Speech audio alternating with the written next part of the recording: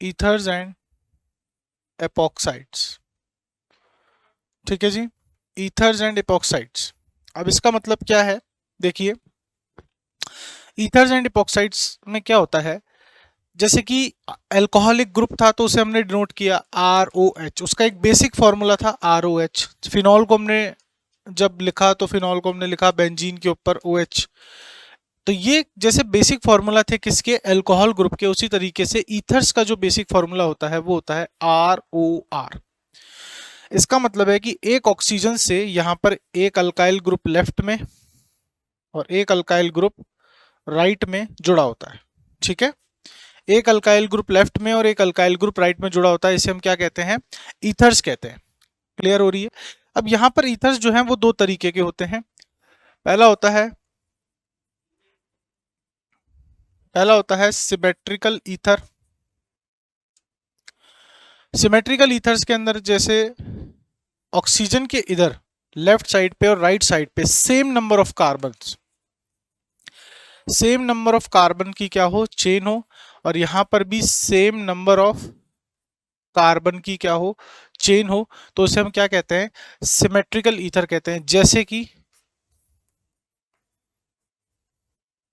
इसका नाम है मिथॉक्सी मीथेन। अभी हम देखेंगे कैसे ईथर्स का यूपीएससी नेमिंग देते हैं। या फिर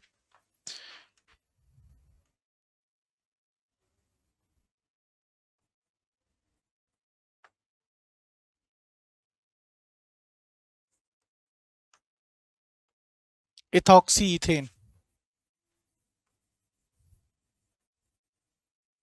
इन्हें कहा जाता है सिमेट्रिक ईथर, सिमेट्रिक ईथर्स कहा जाता है।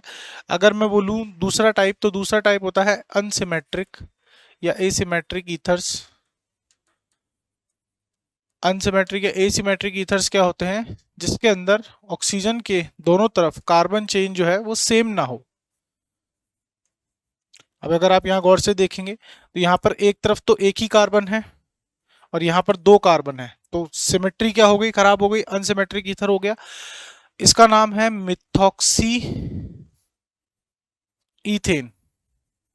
ठीक है जी, इसे कहा जाता है ईथर्स का क्लासिफिकेशन सिमेट्रिक में और अनसिमेट्रिक में। इसके बाद आते हैं इनका नोमेनक्लेचर। लेकिन नोमेनक्लेचर हम ईथर्स का कैसे कर सकते हैं आईयूपीएसी के अंदर, तो ईथर्स के अंदर जनरली जो आपका सब्स्टिट्यूएंट होता है, सब्स्टिट्यूएंट, उसे हम एल्कोक्सी से प्रेजेंट करते हैं, और जो मेन चेन होती है उसको नॉर्मल एल्केन, एल्कीन या फिर एल्काइन से प्रेजेंट करते हैं। जैसे कि अगर मैं बात करूं CH3O CH2CH3, तो यहाँ पर जो बिग चेन है वो ईथर की क्या कहलाएगी, मेन चेन कहलाएगी। तो इसका जो ये वाला पार्ट है इसको हम बोलेंगे एल्कोक्सी। एल्कोक्सी का मतलब हो गया यहाँ पे मिथॉक्सी, और मिथॉक्सी साथ ही में कौन सा कंपाउंड है, इथेन, मिथॉक्सी इथेन। ये आपका सब्स्टिट्यूएंट हो गया और ये आपकी मेन चेन हो गई। आ रही है बात समझ में, तो इसका नाम कैसे दोगे, मिथॉक्सी इथेन। और एग्जांपल लूं अगर मैं, तो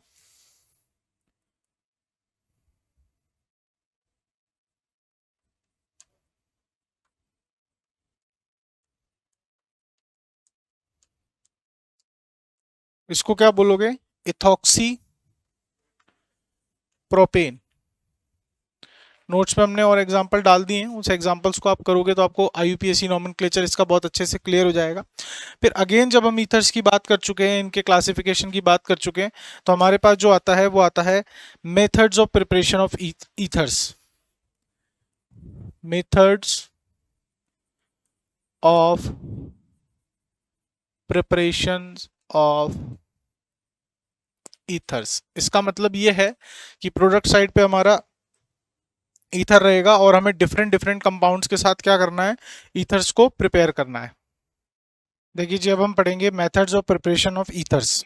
methods of preparation of ethers, देखिए ईथर के प्रिपरेशन के कई सारे मेथड्स हैं, जिसमें पहला है डिहाइड्रेशन ऑफ अल्कोहल। अल्कोहल में से अगर हम डिहाइड्रेशन मतलब वाटर मॉलिक्यूल को बाहर निकाल लें तो हम क्या कर सकते हैं, ईथर को प्रिपेयर कर सकते हैं। देखिए कैसे प्रिपेयर करेंगे।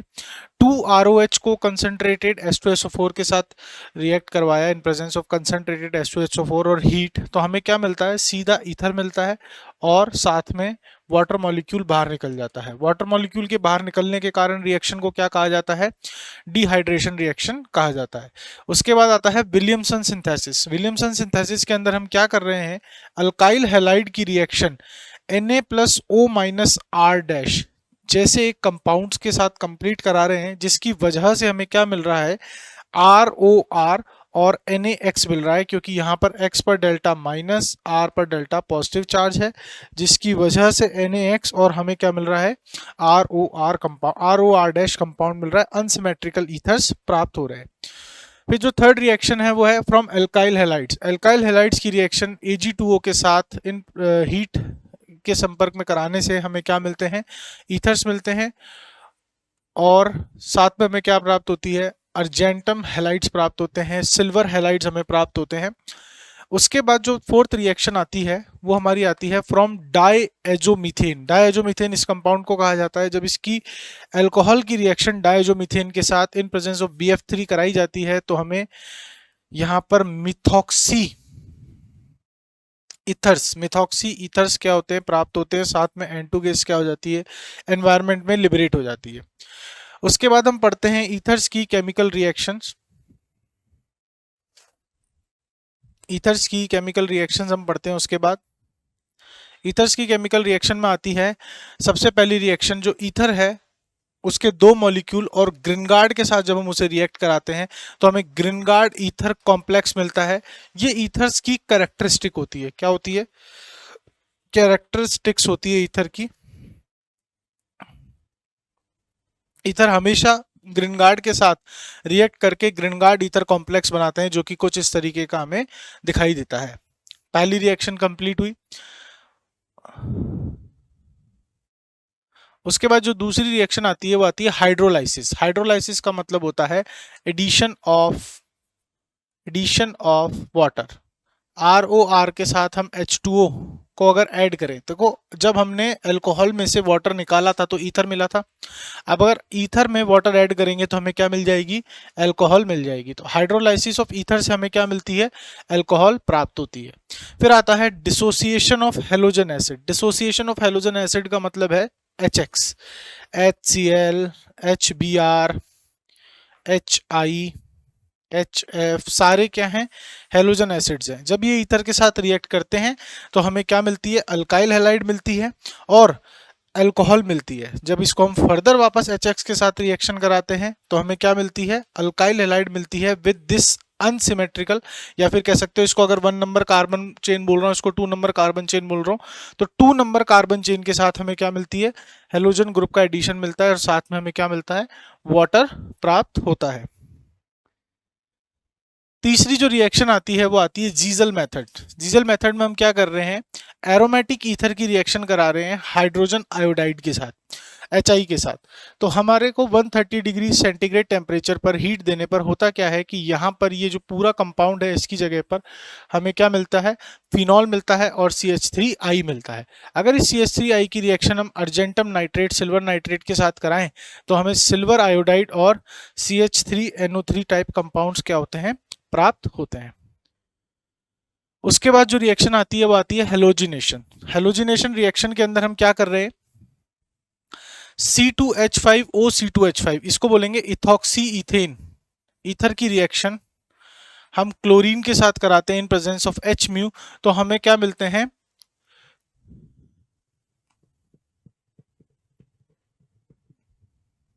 परऑक्साइड इथाइल ईथर मिलते हैं, परऑक्साइड इथाइल ईथर। आ रही है बात समझ में। इसके बाद जो हमारा टॉपिक आता है, ये ईथर्स खत्म हो जाते हैं। यहाँ पर आपके मेथड्स ऑफ प्रिपरेशन पढ़ा हमने, केमिकल रिएक्शन पढ़ा। उसके बाद जो ईथर्स का ही सेकेंडरी टॉपिक है वो है इपॉक्साइड। तो इपॉक्साइड हमें कैसे दिखते हैं, कुछ इस तरीके के compound, CH2 single bond CH2, और ये दोनों ही कंपाउंड एक ऑक्सीजन के साथ बॉन्ड है, इसे हम क्या कहेंगे, स्ट्रक्चर को इपॉक्साइड्स कहते हैं। इपॉक्साइड की प्रिपरेशन हम कैसे कर सकते हैं, फ्रॉम एल्कीन। एल्कीन की रिएक्शन हेलोजन से कराने पर इन प्रेजेंस ऑफ वाटर हमें क्या मिलता है, CH2, ये बॉन्ड हट जाएगा, डॉट डॉट और यहाँ पर x आ जाएंगे, ठीक है। इसको बोलते हैं die halo alkane, die halo alkane. और इसकी रिएक्शन अगर मैं OH माइनस के साथ कराऊं तो ये बॉन्ड हटकर किस तरीके से कन्वर्ट हो जाता है, एपॉक्साइड्स में कन्वर्ट हो जाता है। यहाँ से X माइनस रिलीज हो जाती है और आपके एपॉक्साइड जो हैं वो बन जाते हैं। दूसरा मेथड ऑफ प्रिपरेशन है बाय पर ऑक्सीडेशन ऑफ एल्कीन्स।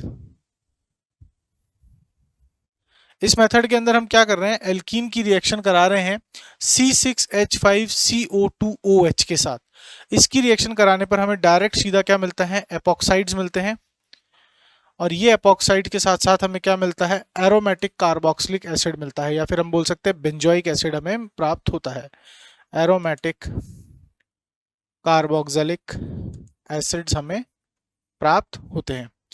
उसके बाद हम पढ़ते हैं एपॉक्साइड्स की केमिकल रिएक्शंस। एपॉक्साइड की केमिकल रिएक्शंस के अंदर हम क्या देखते हैं, acid catalysed ring cleavage. Acid catalysed ring cleavage का मतलब क्या है कि एसिड की प्रेजेंस में या फिर एसिड कैटेलाइसिस की प्रेजेंस में रिंग का क्लीवेज। देखो जो ये रिंग बन रही है ये टूट रही है इन प्रेजेंस ऑफ एसिड।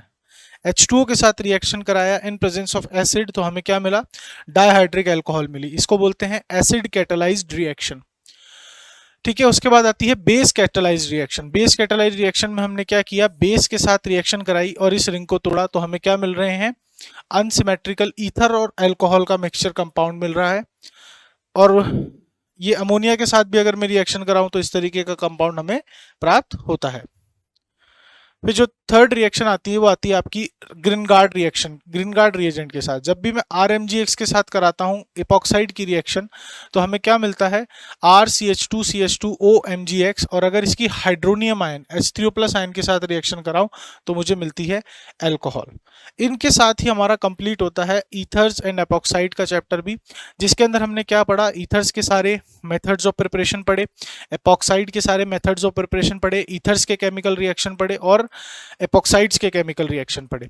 तो alcohol, phenol, ethers and epoxide सारे चैप्टर जो है हमारे कंप्लीट होते हैं with their chemical reaction, with their methods of preparation, with their IUPAC nomenclature, classification and naming.